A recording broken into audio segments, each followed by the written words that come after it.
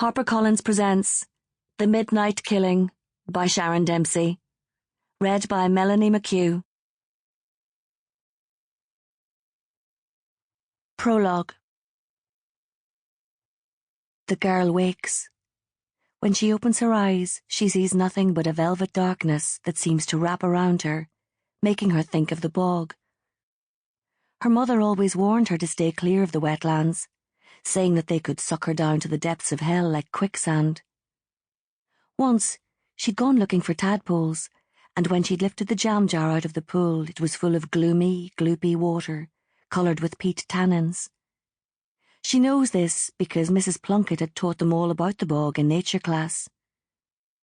She knows that tadpoles turn into froglets, and that the dry patches of bog are covered with ling heather, bell heather, crowberry and blaeberry.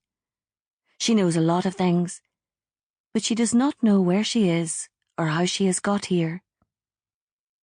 There is a buzzing sound that she can't identify, and after a while she realizes that it is coming from inside of her. Her head is thrumming, a low drone of pain that makes itself known through sound. She knows that it is strange but can't figure out why. Nor can she work out why her legs feel as though they have been filled with sludge. They feel numb and as dead as the carcasses hanging in her granddad's butcher shop. She is lying on her side and can feel a rough surface against her cheek. Instinct tells her not to move, for movement will bring pain. She wants her mammy. Desperately so. She wants her daddy to lift her up in his big, strong arms and carry her to bed. She wants to feel the warmth of her sister Kira sleeping close beside her, to hear that chortling piggy noise she makes when she's asleep. Sometimes she fights with Kira, pinching her arm or pulling her hair. She's sorry about that now, wishes she could make up for all the bad things she has ever done. She can't help the tears coming, prickling her eyes and warming her cheeks.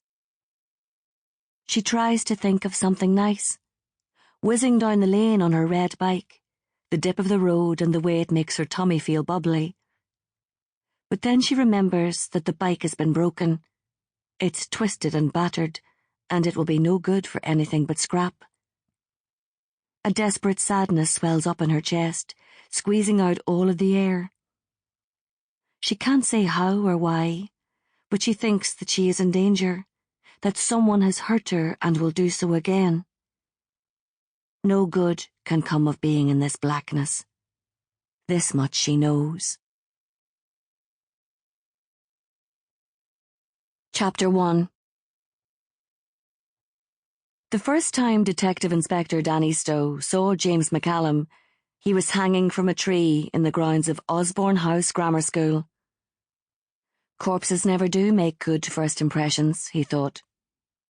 There was no evidence of last-minute regret, no hand still clutching at the neck, no scratch marks suggesting a desperate struggle as the noose's death grip tightened. A slight breeze rustled the leaves above, while a mist of rain fell softly, and somewhere nearby a crow cawed, ignorant of the scene unfolding. Danny stood at the foot of the hill, glad of the warmth from his North Face jacket, and looked up at the hanging tree. It was a big, old horse chestnut tree, the kind that kids would have been scrabbling along the roots of, seeking out conkers at the end of September. They would have back in the day, anyway. Now he's not so sure, what with mobile phones and video games he hasn't even heard of. He doubted too many of them relied on Mother Nature for entertainment anymore. It was a mighty big tree. Almost all of its leaves had gone. Those that remained were yellowing and brownish, hanging on only until the next heavy breeze stole them away. The trunk was a mossy green and greying brown. Solid and unflinching, the tree had stood as a blind witness to the horror played out under it. The tech fellas were busy doing their thing. One of them was photographing the scene, while another was carrying out a careful examination of the area beneath the tree.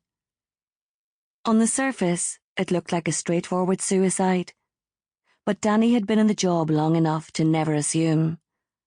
Procedures needed Sample complete. Ready to continue?